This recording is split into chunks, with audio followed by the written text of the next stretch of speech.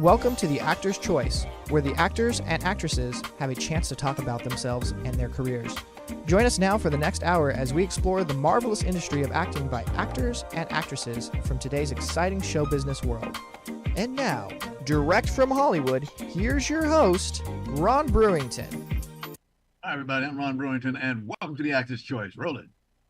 We're basically just one human race. I always say we are one human race. I know that we're divided by countries and continents, but for me, I just feel like I'm a part of the human race. So I don't really like the word separation either. I just like unity. I like the word unity. That's one of my favorite words because I just think it's important for each of us to recognize that we're all interconnected. Ladies and gentlemen, our first guest today is an award-winning TV broadcast pioneer in Hollywood. Now, she made history becoming the youngest inductee in the Broadcasters Hall of Fame in 1993 for her outstanding television reports on Black Entertainment Television, BET Network.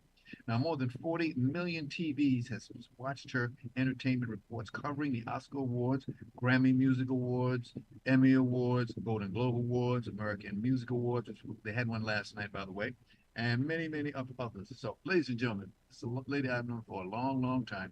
Please welcome a dear friend, a colleague. This is April Sutton. Greetings, April, and welcome once again, back with us again. Yes, it's such an honor always. And I must say before on the onset, you, my brother, have been a broadcast legend, KJLH radio.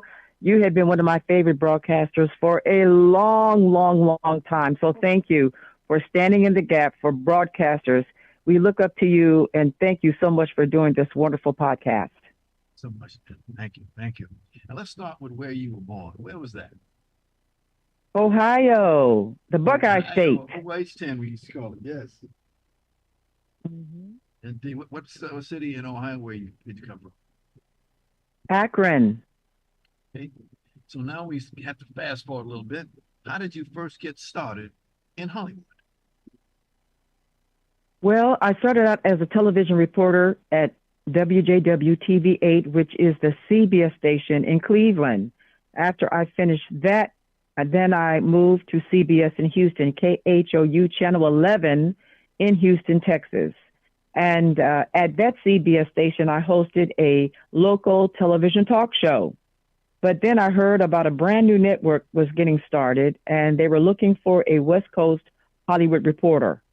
So I immediately submitted a resume, and I was hired immediately.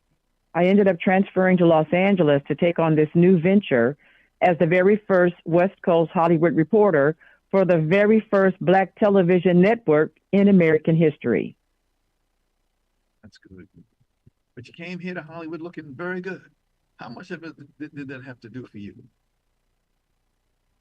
I never had any problems in getting hired. Everywhere I went, I got hired.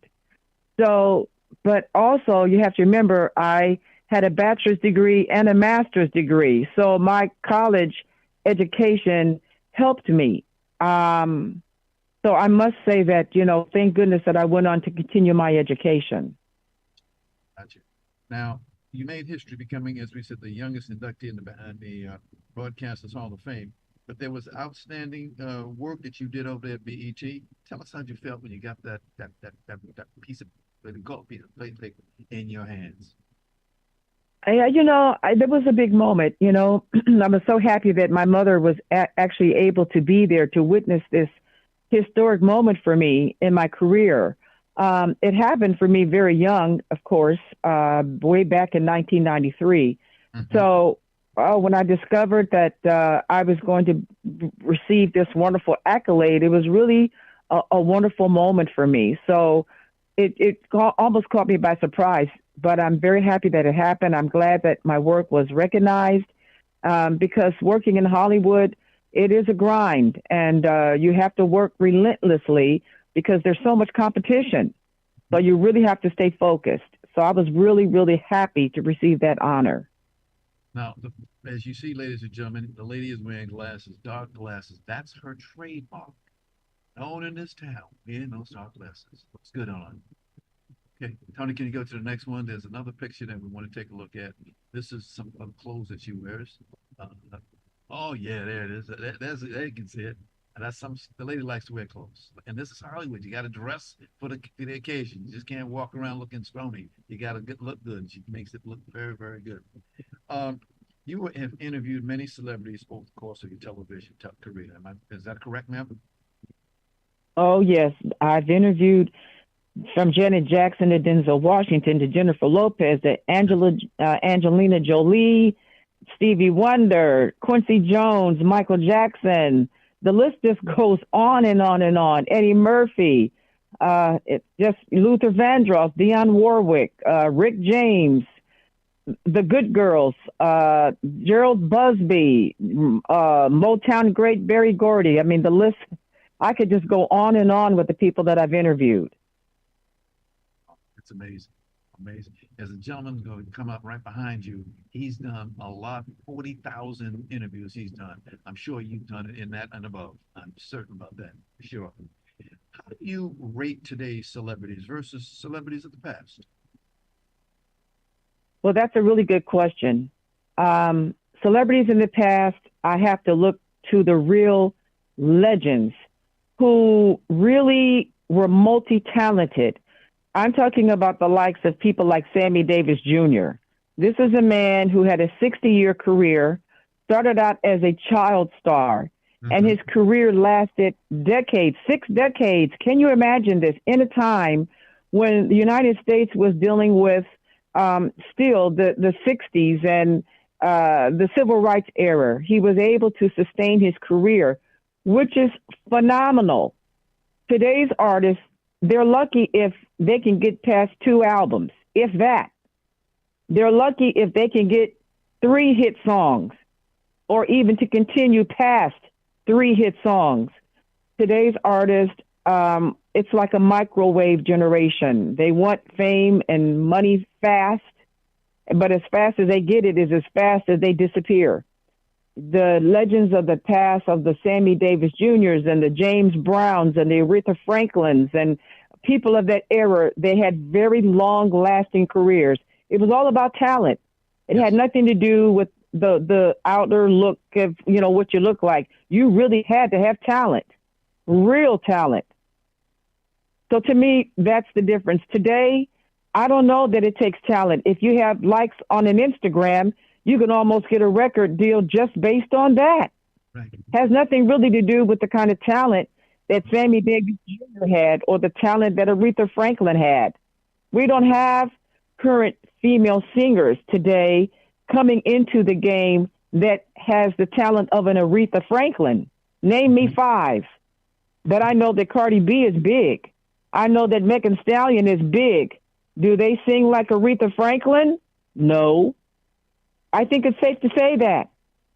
So there is a big difference with today's artists versus the legends of the past. You have shifted from this, ladies and gentlemen, the lady goes through a lot of different things that she's done. And one of them is becoming a delegate to the United Nations General Assembly. How was observing the this assembly impacted your life? There's a picture of you standing outside the UN building. Tell us about what it has done for you and what you've done for the United Nations. Well, I received my very first invitation as a delegate to the United Nations General Assembly in 2005. And to sit there and listen to over 100 presidents, prime ministers, members of royal families, it really opened my eyes to see that this world is very vast. There are so many different cultures. There are so many ways of life around the world that many of us here in the United States are just not privy to. Right. And it made me realize that life is beyond Hollywood. I'd been in Hollywood working for so many years. But when I got to the UN, it really allowed me to see a whole nother level of people who are doing extraordinary things, running countries that really impact our global community. So that became a real big interest for me. There's a picture that we have. It's a project that you did for children in need of shoes. This is just one of many, many things that you've done. Can you tell us about what we're looking at right now? Yeah, I partnered with Adidas because I had called Adidas to let them know that there were children in Africa that needed shoes. Many of the children in Kenya and Tanzania, they were chasing after cars whose tires had kind of, sheared off, and they fight over the tires because they make shoes out of tires. And so when I found out about this, I said, oh, I got to do something. So we were able to attain hundreds of tennis shoes. And so what you're looking at is a picture there. We had opened up all the boxes. We had to count the shoes. Then we had to repack them and get them shipped to East Africa. So that was one of my first humanitarian initiatives that I became a part of. Thank you, thank you, thank you. Every year, ladies and gentlemen, April holds a very special event. It's called the April Sutton Annual Diplomat Diversity. And we have a couple pictures of it. Here's one. There you are at the gala. Every year she does this. She gets together with all these people, and the food is great. I got to tell you that. I've been there most of the years, and the food is just great. Can you go to the next one, Tony? Yeah, there's a picture here of you surrounded by a lot of these persons that work with you, and you work with them, and it's just beautiful to see how these things can happen when we're trying it right now, because you know what's going on in Israel right now. There's a lot of things around the world right now. It's crazy, crazy. When were some of the things? Oh, by the way, did you see the 50th anniversary last night, American Music Award? Yeah, yes, I did. Did you see who came on first? Gladys Knight. Yeah, so happy to see a legend, getting some flowers. Again, a woman that's had a long career. Mm-hmm.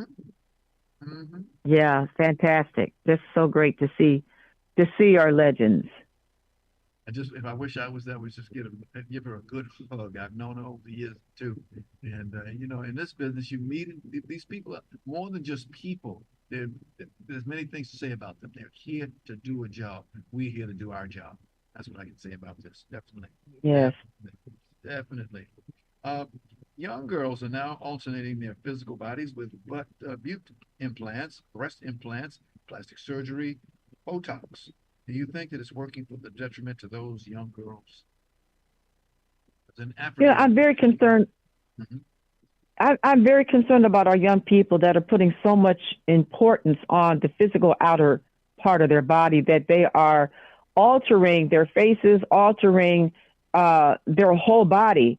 And my question is, but for who and for what reason? If you are screaming for attention, that you believe that your body is not enough, that you feel that you have to change your body because you are not happy with the way you were born, all I can say is shame on you, because people have to realize that you, just as you are enough. And if anyone body shames you, well, then that person doesn't need to be in your life. That's not the person for you. And I think it is a shame that our young people are becoming so almost entrenched in being obsessed with trying to follow the fads of the day. And right now, a lot of people are going to plastic surgeons and they're changing their body, whether it's breast implants, butt implants, Botox, lip fillers. It's really a shame because some of these girls, they go too far. And when you start real young, you got to keep maintaining it. By the time you turn 60, I don't know what you're looking at. It doesn't even look like the same person.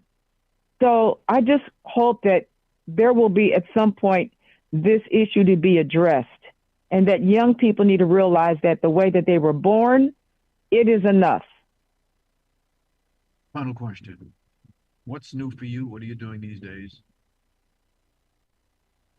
I just got back from the United Nations General Assembly. I was just there a week ago, and we had about 133 world leaders that spoke. Right now, there's a lot, like you said earlier, a lot going on within our world. Yes. I just think that everyone in America needs to pay attention keep up with what's going on, not only in the United States. We do have a presidential election coming up. This election is critical. Ladies and gentlemen, understand this. And everything that I heard at the UN is pointing towards some very, very critical times. So we just better buckle up and get ready for the next 4 years and keep your eyes on the news. I know sometimes you don't want to listen to some of the stuff that's happening, but we do need to maintain our interest in world affairs. This is very, very important. That's says a lot. Really says a lot. We have another moment to go. Let me ask you this. There's also things that are happening in the entertainment. What are you doing in the entertainment business these days? You know, I really try to just keep up with all of the new artists that are coming into the game.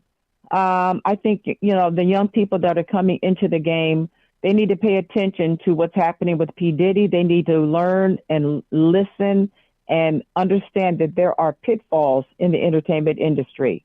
It's not always the glitz and glamour. You can get blindsided by it. And when you come into this industry, you better have a thick skin, and you better understand that one of the most greatest things that you can use in the entertainment industry is the word no. N-O, that 2 alphabet letter word, no. If you know how to use that word effectively, it'll save you a lot of problems. I will say that and underscore that. Learn how to use the word no. Oh, that's says a lot. It really says a lot. When you look at what's going on in the world today, when you look at things that are happening every day, what do you think about? Well, I asked about that earlier, but just a little bit more. What's going on with young people these days? You know, they see a lot of them. They want to be here. I want to get that educated. They want to be a star, and that's fine. Ain't nothing wrong with that.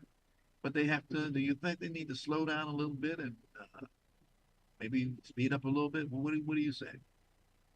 I think the cell phone generation and this Instagram and Facebook has really distracted our young people. There is a great big push for these young kids to all want to be rich and famous. It's almost like when you talk to most kids, this is what they say. I find that disturbing a little bit because there's much more to life than just trying to be rich and famous. You know, I don't know how, in fact, this is going to impact that future generation by the time they turn 60. Mm-hmm. Because, you know, we really have a generation that is really they're chasing money. They're chasing fame. They are obsessed with people who are in the spotlight, who showcase how many cars they have, how many dresses and designer purses they have, how much jewelry they have on their wrist and fingers and bracelets and necklaces of diamonds around their neck. Young people are enthralled with this for some reason. And I just feel that this has become a distraction. There's more to life than diamonds. There's more to life than 5 and 6 and 7, 8 cars. There's more to life than that. And I think young people are missing the boat because they're so obsessed with learning how to get more likes on their Instagram. They're obsessed with getting more popular with their Instagram and Facebook. Mm-hmm. But there's more to life than that. So hopefully at some point, these young people will wake up and see that there's more to the world and life than just an Instagram account or having a Facebook account. Abel, I'm glad you said that because there's a bone that I pick with a lot of the young people today. That is when they're here in this business, they want to be in this business, but they come here from wherever they're coming from. They do film, they do television, but they don't get up on that stage. Ooh. What do you think? Yeah, well, well, you know, I just say that for me, it's all about talent. You and I have seen talents of the likes of Prince and Michael Jackson and, like I said earlier, James Brown, the Godfather of Soul, and Sammy Davis Jr. We've seen the likes of talent like that. What I will say is I am very impressed with Bruno Mars. I am impressed with him. Yes. He is a multi-talented artist. Mm-hmm. I do feel that he has the ability to have a long career. He plays multiple instruments. He writes his own songs. I've got a lot of respect for him. But we don't really see a whole lot of Bruno Mars, a guy that has created a great band, and he has musicians who are great musicians, by the way. Gotcha. So, but he's somebody that I really keep my eye on. Got you. April, we want to thank you very much for being here today. You gave our audience a good opportunity to get to see here what's going on in Hollywood world. Please do come back again. We got to hear much more what you got to say. Definitely. Thank you so much for having me, Ron. It's always a pleasure to talk to a fellow legend broadcaster, and I'm very proud of all of your achievements. You have stood in the front of the line for many years at all of the award shows, the Oscars, Grammys as well. It's been an honor to talk to you. Thank you so very much. You will keep on doing it. That's what we're going to keep and do. So we can do. Exactly. All right. Ladies and gentlemen, April Sutton. This is the Actor's Choice. I'm your host, Ron Brewington. Roll it, Tony. What do you want? I'll give you anything, guys! Anything! You rat it to the chino. No! You got it all wrong! Te vamos a cortar las putas piernas y tu verga, puto. Vales verga. No, why would I rat? Everything's on camera! Hey, diddy dirty fucking cop. No, why would I do that? You guys got me on video! You got something that belongs to us. What? You got something that you owe me. I'll do anything! I'll do anything, guys! Well, ladies and gentlemen, our next guest, we're waiting for him to come in. He should be coming in here. That's another one. Okay, let's go ahead and move on with Matt, and then we'll come on back, okay? Can we do that, Tony? Okay. Our next guest is a gentleman who his publicist is a dear friend of mine, Edna Sims, and she has quite a bunch of people she knows. And here's one gentleman that she brought with us today. He's an indie hip-hop sensation, entrepreneur, and a founder of MIH Universal. He's been secured a major song placement on ESPN. His track is called Put 'Em in They Place in the Arena. So without further ado, ladies and gentlemen, please welcome Matt Carman. Matt, greetings and welcome to the Actors Choice. This is your first time here. Welcome. Welcome. Yes, thank you. Thank you very much for having me. It's an honor. Oh, I sat down and I watched the paperwork that you had. I said, that gentleman is busy. He is, especially when you're kind of new in this world or this town and all these different things, but you've been doing some good stuff. By the way, I did a little research. Can you tell me when a group called, what's the name of that group? Oh, those guys.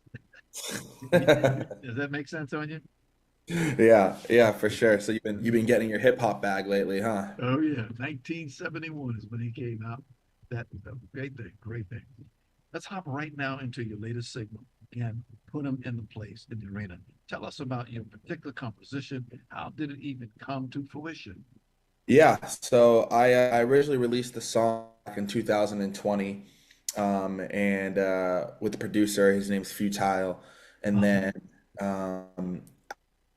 it's been some years now. I mean, it's 2024 now, and one of my business partners, close with Serena Williams' camp, and where they were asking for some music from him, and he was able to pitch one of those songs to them, and they ended up picking it up and using it for her TV documentary that's going on ESPN Plus. So it was great. The song's about it and hustling, and it's a really energetic song. I get audience and her life and her track record and her career, and so it was perfect unison though, and I was really excited to be there. Interesting. Yeah. By the way, did you see the American Music Award last night? No, I wasn't able. We got a hurricane come down here in Florida, so we've been preparing and such. So I haven't been able to tune in too much. But what happened? It's the 50th anniversary of music, all genres. They all come together. They don't care whether you're doing this, this, that, whatever. And it's a great opportunity for people to come together and award them for what they did. I saw people there last night I haven't seen in years. Wow. And here it is. Here they go. Tell me your whole inception of music. What made you get into music? Yeah, so I think early on I always had a musical background in my family. My great grandfather played with Duke Ellington. He was in jazz bands all around Boston, and from that my brother's really into music, and he was into free rapping, and I was just freestyling with him. And then as I played sports like high school hockey, we would always just make some beats on the bench and start rapping. So I always took an interest to it, and on bus rides to games and stuff. It was just something fun to do. And then after that, I just decided a little more was the coolest thing ever to be a rapper. And so that's what I dedicated my life to from freshman year of college till about this point now. Mm-hmm. I just love What college were you going to? Hampshire University Okay. up in Manchester, New Hampshire. Are you familiar with the area? I've heard of it. I've never been there, but I've heard of it. Yes. Yeah. I went up there. It was a great time. When did you first become interested in what you're doing now, and how did you do it? Did it begin with you? So I think that I'd credit a lot of my roommates as well. I always had this vision to be a rapper, and I was telling everybody that Mm-hmm. in school. And then at the time, I was actually recording in my car. I would rap at the laptop because I lived with four different kids, and so I'd rap at the laptop as a microphone. And then my roommates actually for Christmas, we all did Christmas presents, bought me a $60 microphone, and so I was able to use that and record my first songs, and that kind of pioneered my career. But without them believing in me and showing me that it could be possible and supplying me with resources to be able to do so, I don't know if I'd be here right now. Okay. Now you're from Boston, Massachusetts, correct? Born and raised there, and then basically I'll say my childhood was spent on Cape. Familiar with it, it's about an hour from Boston, but then I moved to Boston right before college. But you spent some time in Boston, Bean Town, as they call it. Yeah, exactly. Have you spent any time up there? Huh? Have you spent any time up there? I passed through it. Well, I was there for the Boston Marathon. I was there one year, years and years ago. Did you run in the marathon? At one time, I did. Wow, that's really impressive. Congratulations. Well, we call it STD, something to do. Yeah, that's a good way to put it. Yeah, The mine are 26 miles is the 26 miles is no problem. It's that last 310 feet that course you're trying to make it up. that sounds extremely difficult. Yeah, I'm myself. I don't know if I'd be able to do that. Yes. You have said that how do you get classified overall sound and for style? How do you do that? Are you saying how do I classify it? Yes. You want to classify your overall sound and or style. It would be hard to. I think that everybody that talks about my music and what I sound like say that I sound like a mixture, a Drake, G-Eazy, Tyga, all in one. I'd say that I make a lot of different music though. I make like emo, pop punk with hip hop influence. I have some songs that are country songs, but I'm a little bit all over the place. But like, if I were to categorize myself, I'd put myself in that Drake, Tyga, G-Eazy lane for now at least. I don't like to put it in a box. It's a Okay. little unfair, and that kind of restricts artists, being able to kind of get out of that box. But I guess if you haven't heard any music, sound. There are bunches of hip hoppers out there in the world today. They come in all shades, all places. What do you do? Yeah, exactly. Yeah. There's just too much to do. So it's like I just try to take my life experiences and what I Mhm. think is dope and just put that out there. Simple as that, whatever that may be. Sounds good. Because Yeah. like I say, you're bumping up against a lot of people from many different places. Yeah. Yeah. Yeah. And do you spend some time here in LA?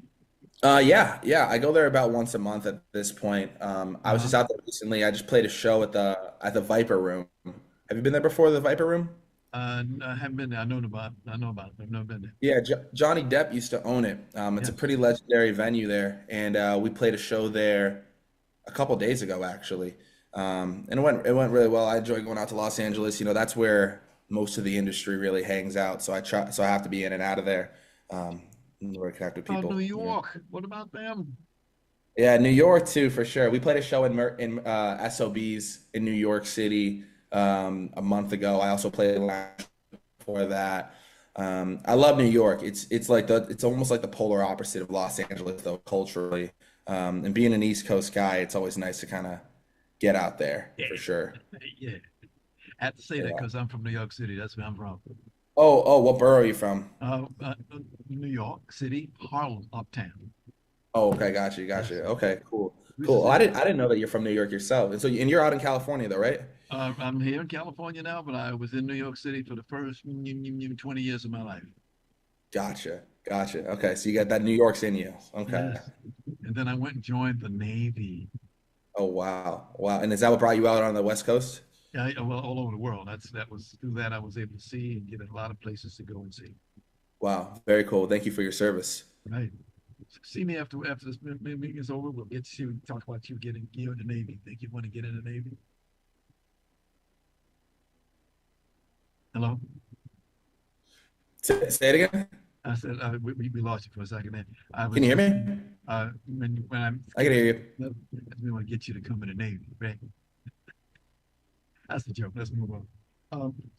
What exactly do you want people to get from your music? What do they want? I think that my whole brand is on making happen. I have the words "Make It Happen" tattooed on my arm here. Yes. Right here at the desk here. I'm not signed to a label.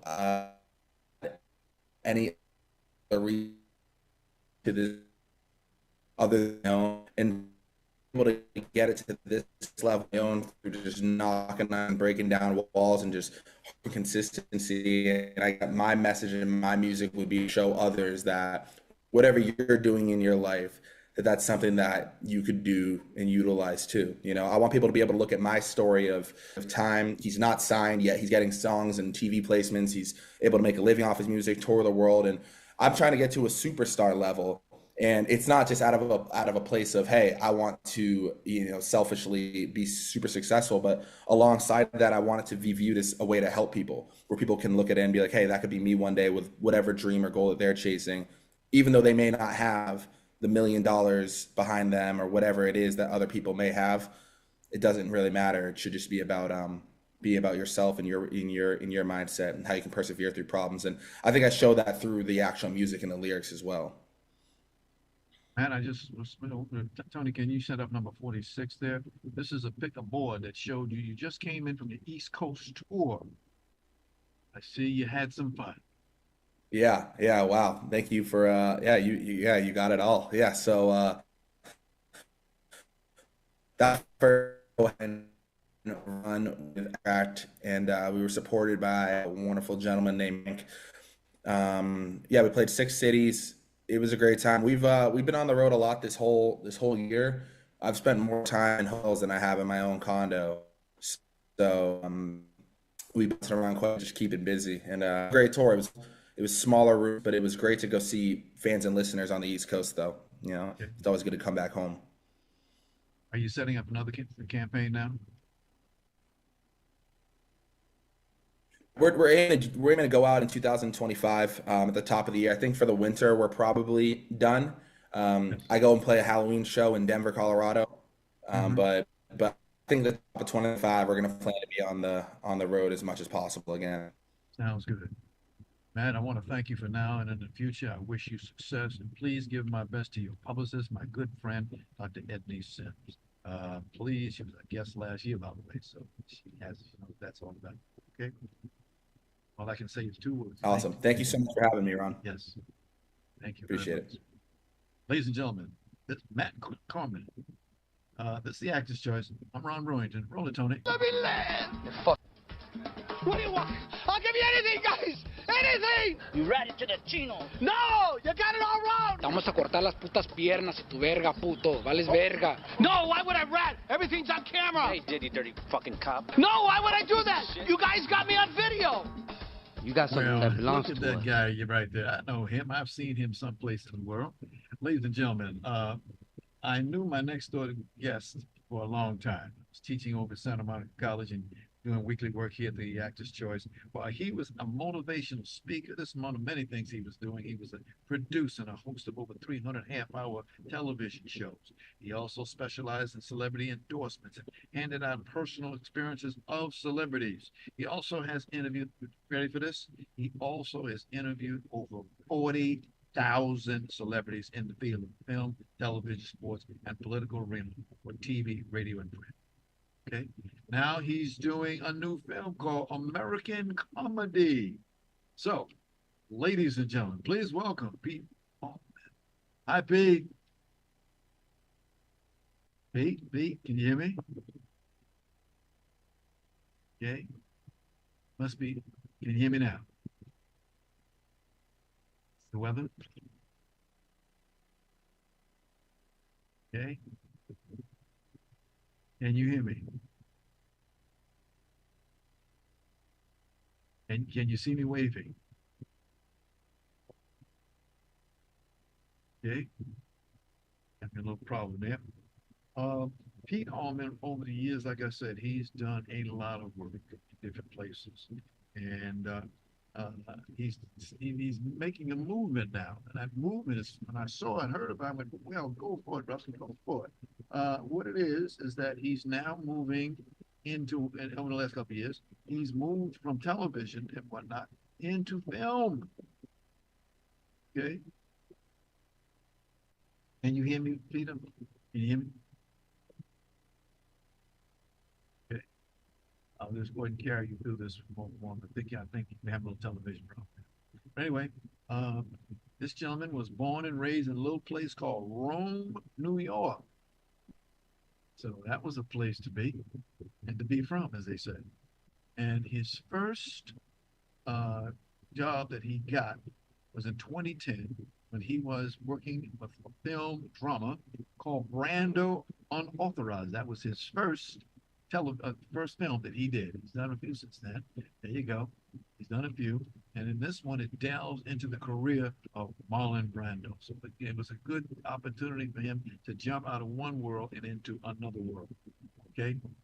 And let's see, send your active. Your audition might not be okay. Okay. Uh, can you hear me?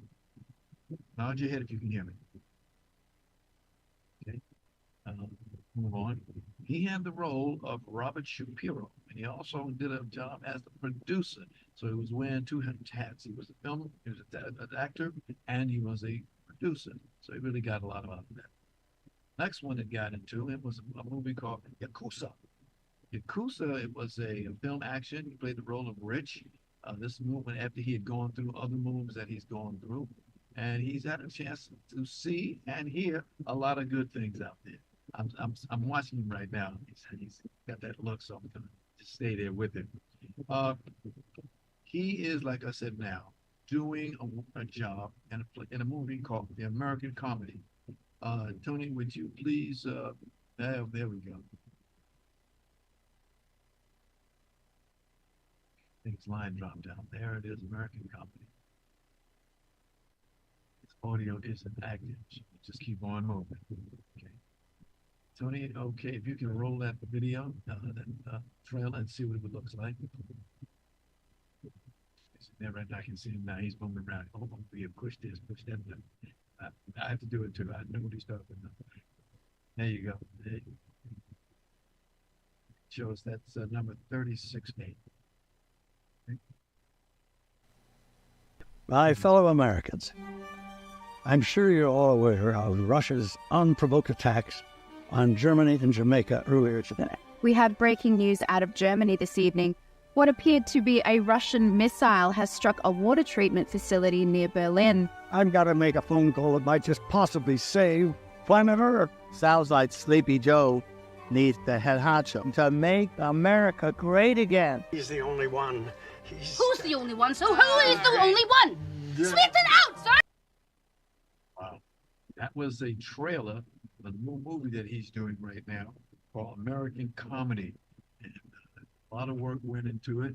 And he's doing okay. Doing okay. So I will keep him in my prayers. I will say good things about him. You know how to get in touch with me, Pete. It'd be nice. Let's get together. I know you're having a little thing there. Okay. So what we're going to do, well, our next guest is here. I'm going to go ahead and move on. And Pete, all I can say is it's great to see you again. You and I do go back a long way, and I'm so glad that you are now an actor and a producer and a director and making movies now. So all I can say is take care. All right. Ladies and gentlemen, Pete Allman. This is the Actor's Choice. I'm your host, Ron Brewington. Roll it, Tony. It may sound a little silly. I'm a Hebrew hillbilly from the Mississippi Delta in Memphis, Tennessee. Hi, I can't hear him. Okay. Can you hear me? Oh, yes, I can hear you loud and clear. Thank you. Oh, yes. Our next guest today is a veteran. You hear her now. She's a veteran singer, entertainer, and a songwriter. Her name is Shelly Fisher. Hi, Shelly. Hi, Ron. How are you? Doing fine, doing good. Who's that pretty picture now that I just saw? You're looking great. Well, that's my poster behind me advertising our upcoming October the 13th benefit performance of the Hebrew Hillbilly. And you're invited, and you know you're invited. Yes, ma'am. And you will definitely be the best looking gentleman in the house. She knows how to say the right thing. That's one thing about her. I've known her a long time. I'm from Memphis. I'm just telling the truth. You from where? Memphis, Tennessee. Memphis? I've heard of Memphis. I've been there. Home of the blues, birthplace of rock and roll. I'll be damned. That's it. Well, you know it. We advertise the good things. Yes, I'm just playing with it. Yes, you were born and raised there. What was in those early years when you were there in Memphis? When did the bite the bug, this kind of music got into you? Made you do what you're doing now? Well, I was raised very close to Beale Street, which is, you probably know, is the home of the blues. Yes. And if you were a little girl and you had the opportunity to walk with your parents up and down Beale Street, you had to have been flipped out because there was neon signs everywhere and guys played in the street. And there is nothing like the blues. I don't care what other kind of music you've had the opportunity to be exposed to. There's a rock and an authenticity to the blues. And the people that played the blues were very welcoming because I always loved the blues. And these guys would say, darling, you want to sing one? And they'd let me walk up and use their boombox or whatever they had and sing something. And I became a fan of the blues at a very early age. I'm sorry? I still am. Go ahead.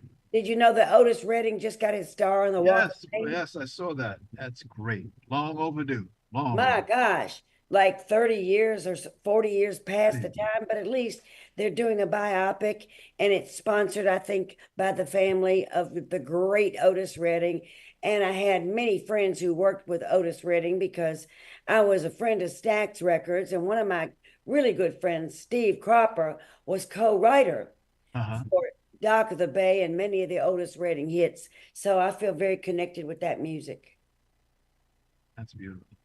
Well, thank you. What it is. Yes. We got a moment here. Tell me about that Elvis Presley story. I love to hear it. I love to hear it. Well, thank you. And this is the card advertising my October 13th show. Y'all go to Santa Monica Playhouse.com and buy tickets. Santa Monica Playhouse.com. Buy tickets for Shelley's Sunday evening, 6:30 p.m., October 13th show. This Sunday, a few good tickets left. Now, I did have the opportunity to meet Elvis Presley several times. My stepdaddy, who was the South's foremost orchestra leader and theater entrepreneur, one of the great theater entrepreneurs, had Elvis come to his midnight movie parties with Elvis and the Memphis Mafia, and I got to meet him as a really little girl. Later on, I did fly with the one and only Elvis, y'all. Thank you very much, on a flight from Memphis to Los Angeles and San Francisco, California. And it was a thrill of a lifetime. And he was a relatively down-to-earth person for a superstar, and he actually gave me some really nice advice, which has kept me afloat for many, many years. He said to me, when I said, Elvis, I really want to be a singer, he said, darling, I ain't never seen you do nothing, but you got a sparkle that not a lot of girls have.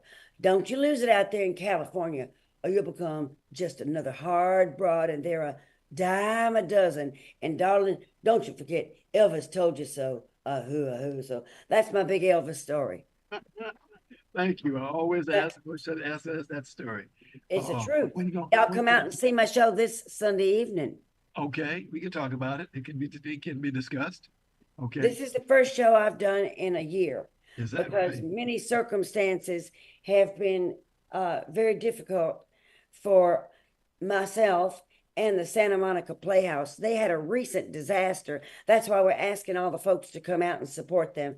Last month, their sprinkler system exploded and it flooded their entire iconic main theater. So they asked me if I would do a benefit. And of course, I am happy to support the arts because without the arts, I don't believe we would have any civilization. I really believe that, Ron, because it is the music, it is the art, it is the diversity of our culture and the great music that we have from all backgrounds. And much of it is Black background music that I was raised around hearing. And I think it's the greatest music in the world. And it is the music that my hometown, Memphis, Tennessee, is famous for. I've got 19 songs inspired by the blues and rock and roll of Memphis, Tennessee in my show. And look, you're coming there. We've got your reservation. Where did you get that name, the Hebrew Hillbilly? Where'd you get that name from? It's a great name. Yes. These days, it is not really funny at all. Let's face it. We have really encountered a major hurdle in the world today. But Yes. I'm having some water right here. I see Starting that. the Yes. name. Take your time.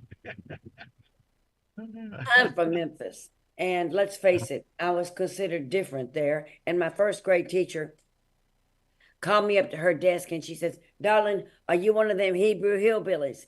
And I've kept the name. Well, I'm from Memphis, Tennessee. What would you expect? Okay. Well, then there's another thing that comes behind that. 50 Shades of Oy Vey. What is that? That means that, the troubles that were going on in the world. Well, that's 50 Shades is just the beginning because oy vey means, oh gosh, oh my God, oh heavens, oh my gosh. So what we're going through is a serious, worse than oh my gosh phase where the world just cannot seem to get along. And that is a tragedy. And my show is all about how we have so much more in common than we do have differences separating us. Our differences are not as great and should not be as great as the similarities that the cultures have between us. It's the Vitigo. I've been up there myself several times to Santa Monica Playhouse. Exactly. And it's a great show. At least I hope you think it's a great show because Yes. we are reserving Mr. Ron Brewington's seat in the first row. Okay. I can see in that picture that you can look right, you walk right down the hallway. You see there? As you go in the door, you can walk straight ahead. Oh my God, that's fantastic. That's exactly it. Walk right into the hallway, into the Wilk Hall, and take a quick right turn into the alternative theater called The Other Space. And it's a very nice theater. I just rehearsed there last Monday. And I worked directly with the proprietor, Chris DiCarlo, and he is so multi-talented. I was surprised what a great hand he has at working sound equipment. So he's like many great proprietors. Theater owners have to do everything because they don't have anybody to do their work for them. And really and truly, the guys who set up these theaters are the people that really know how to run them. And Chris DiCarlo did a great job for me. And so I'm looking forward to a great show Sunday evening. What awards and rewards have you received over the years for the Hebrew Hillbilly? Well, I've received major artistic criticism. I have never entered any contests, which I'm not saying is not a good thing to do, but somebody advised me not to enter contests because you're never going to win them. So jealousy, that's what it is, jealousy. I have not entered any contest, but I have received many terrific reviews. I have gotten a great review in the LA Times, in the Jewish Journal, in independent journals. I've got some here on the back of this card saying, Shelley Fisher rips the roof off with her bluesy, ballsy, autobiographical one-woman show while ripping at the heartstrings of her packed houses. That was from Zach Gruber of the Huffington Post. He is brilliant. He's got a movie now out, a feature film called Sallywood, which is wonderful. Got another one for you, The Hebrew Hillbilly. 50 Shades of Oy Vey does not disappoint. A Spitfire persona wrapped in a Dolly Parton-esque body by Rod Stafford with the Sun Sentinel paper in Miami, Florida. And let me say that just last month, a few weeks ago, I did appear in a starring role in a Netflix musical featuring Dolly Parton. But they won't tell you what it's really about. They're very secretive at Netflix because they want the audience to be surprised. But I somehow think they thought I was a Dolly Parton lookalike. And they asked me how long I have been a Dolly Parton impersonator. And Ron, of course, she's older than me, at least I hope she is. But I think that maybe she's been impersonating me because I've been like this for a real long, you've known me a long time. Yes, ma'am. I didn't just start being Dolly Parton because that would be silly because there's only one Dolly Parton. I am Shelley Fisher, also known as Shelley King Fisher, Queen of Rock and Roll, also known as Shelvis. Thank you. Question. Thank you very much. Yes. Quick question. How's your daughter? How's she doing? That is one of the greatest questions you could ever ask.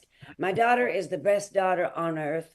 My daughter has the most beautiful, stunning, gorgeous daughter on earth. I got a 1-year-old baby girl. Her name is Chiara. It means light in Italian. She is gorgeous. And she can crawl your head off. You got to be fast to catch up with her. She is a doll. What can I say? I'm thrilled. Really? Hi, Chiara. It's Grandma. I don't call myself Grandma. I call myself Grammy because I've got a song out called I Want to Win a Grammy Before I Am a Grammy, and I became a Grammy. And to me, it's the greatest award on earth. That's my greatest award, and thanks for asking. I am a Grammy of my gorgeous granddaughter. The Hebrew Hillbilly, 50 Shades of Oy Vey, one night only, ladies and gentlemen. Sunday evening at 6:30 p.m., October 13th. Santa Monica Playhouse, that's 1211 4th Street, Santa Monica, California, 90401.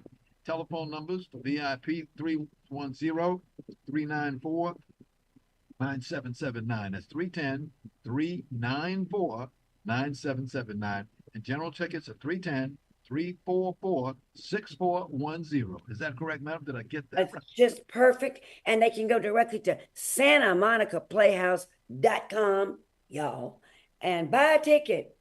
Come see me and support the fantastic, iconic Santa Monica Playhouse right here in Santa Monica, California.